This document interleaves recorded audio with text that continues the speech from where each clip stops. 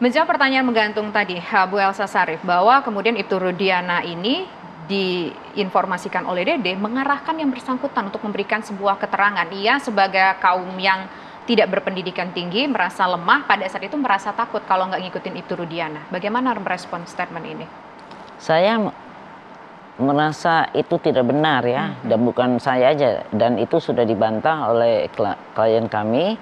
Dan juga jangankan seorang Dede ya, sekarang aja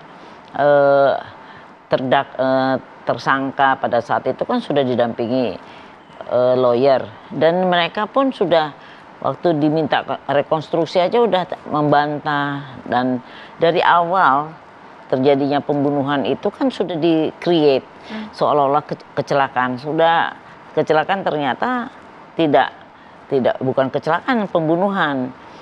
Sehingga visum yang Dokter Rahma dan Dokter Isda itu hanya visum luar. Tetapi setelah di forensik ya, Dokter Adri Nur Rohmat itu juga kan diperiksa luar dan dalam, dan terbukti bahwa memang hasil dari forensik itu adalah pembunuhan, di mana ada trauma benda tajam di mana tuh Vina di pipi kanannya, dan sudah terjahit. Terus di punggung ini tangan ada tulisan di sayatan V. Kemudian di vaginanya masih tersisa sperma.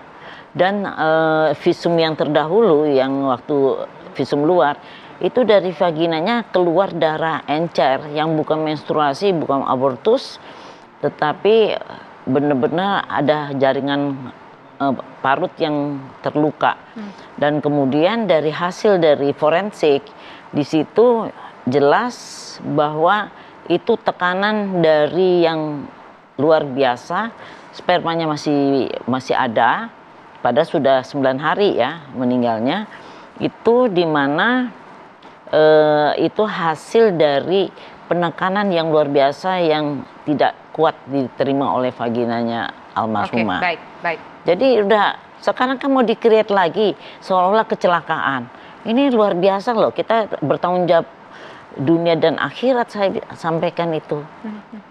Nggak mungkin, dan kejadiannya kan di tempat di Talun itu, di flyover itu, dan kemudian di tempat di belakang SMP 11 itu yang tempat gelap itu. Jadi saya menghimbau lah, jangan selalu melakukan sesuatu yang create.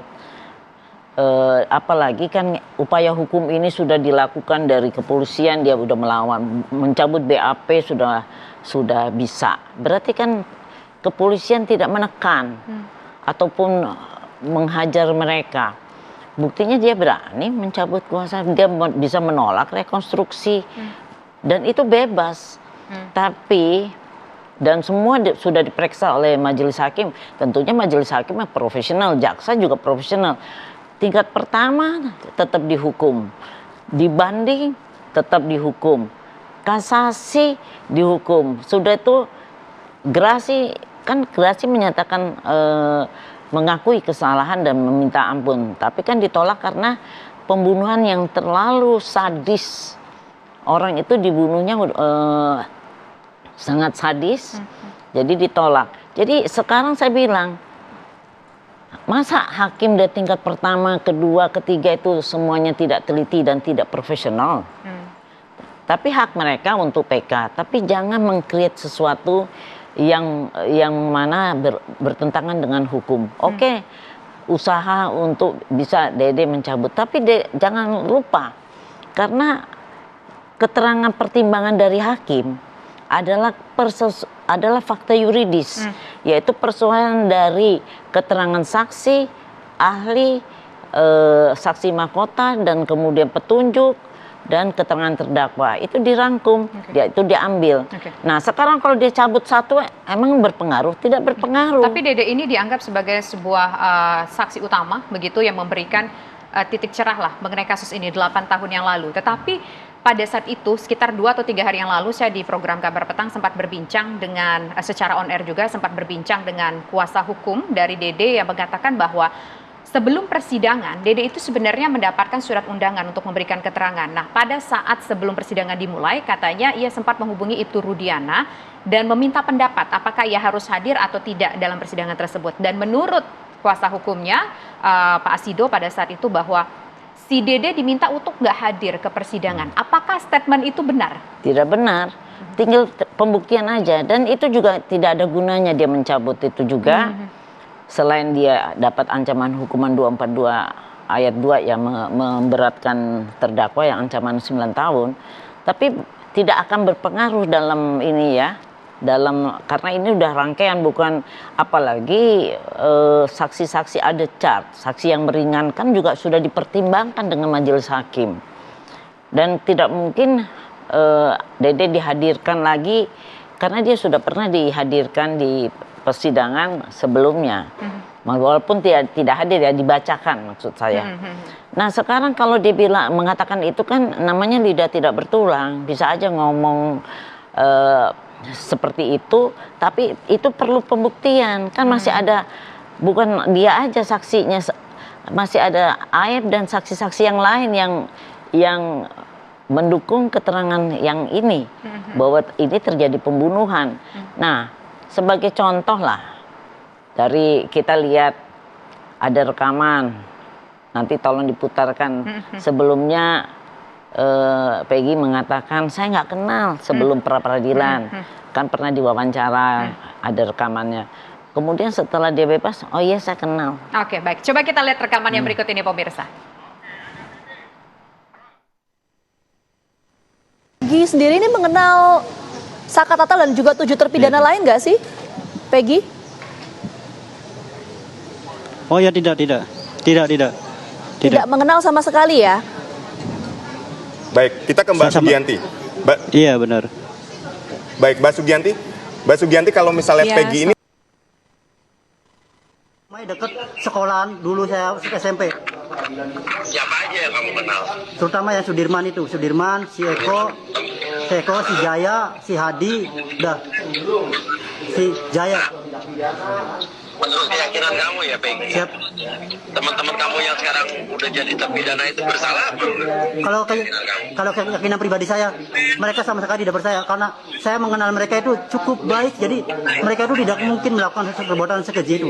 Itu menurut pribadi saya. Namun Allahu alam, saya tidak tahu pasti, tidak tahu kejadian pastinya, jadi saya hanya bisa menilai dari pribadi saya sendiri. Saya tidak tahu yang kejadian sebenarnya seperti apa. Jadi waktu kejadian dulu di tahun 2016 itu kamu benar-benar lagi di Bandung kan? Iya, saya lagi di Bandung, lagi bekerja, saya fokus kerja, saya sama sekali tidak pernah. Tanpa bermaksud untuk memojokkan siapapun pemirsa, tapi bagaimana Tante merespon soal statement ini? Ya, masalahnya saya bilang itulah namanya lidah tidak bertulang. Tapi harusnya dijelaskan risikonya. Tapi saya pernah nonton bahwa dia sudah menerima risiko itu. Saya nggak apa-apa jadi masuk penjara, yang penting 8 orang itu keluar. Apakah demikian? Ya kita lihat aja. Itu kan statementnya Dede, bukan statementnya Peggy yang mengatakan bukan, bahwa... ya maksud saya ini sebagai perumpamaan. Namanya lidah tak bertulang, tadinya ngomong A jadinya B. Nah sekarang Dede begitu juga. Ya semuanya perlu dibuktikan, semuanya ada risiko hukum. Karena itu kami kan sebagai kuasanya kan sudah melakukan somasi.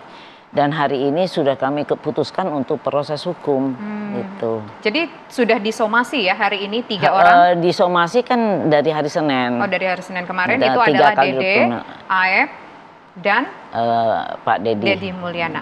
Apa alasan mensomasinya? Apakah Dedi Mulyadi? Apakah ada alasan khusus untuk mensomasi ini? Apakah karena mengenai Dede yang menarik keterangannya 8 tahun yang lalu, atau kan mungkin itu apa? Memberikan keterangan palsu, memberikan ujaran kebencian, jadi seolah-olah klien saya itu bisa melakukan segalanya, melarang ini, melarang itu, kan itu harus dibuktikan. Oh ya nih ada bukti saya nelpon, ini buktinya dia melarang, ini kan itu harus dibuktikan. Tidak semudah itu mencabut. Terus apalagi dia sudah disumpah. Terus seolah-olah Rudiana itu bisa itu, sedangkan dia di BAP-nya kan ada di BAP di Cirebon dan ada di BAP di Polda Jabar. Jadi tentunya semuanya harus dibuktikan dan itu nanti pembuktiannya bagaimana. Nah, saya hanya memberikan ilustrasi orang-orang itu karena nggak mengerti risiko hukum sehingga dengan mudahnya dia cabut-cabut begitu, padahal itu risikonya sangat bicara tinggi. soal resiko ini cukup menarik. 8 tahun yang lalu memberikan keterangan A, kemudian 8 tahun setelahnya mengatakan bahwa keterangan di 8 tahun yang lalu adalah keterangan yang palsu. Begitu, karena atas menurut yang bersangkutan, katakanlah menurut Dede berada di bawah tekanan Ibtu Rudiana. Iya. Apakah ada sanksi konsekuensi hukumnya yang mungkin akan ditanggung oleh orang yang bersangkutan? Karena satu, merasa berada di bawah tekanan akhirnya memberikan keterangan palsu. Tapi nanti dijawab ya Bu Elsa Sarif. Kami kembali sesaat lagi.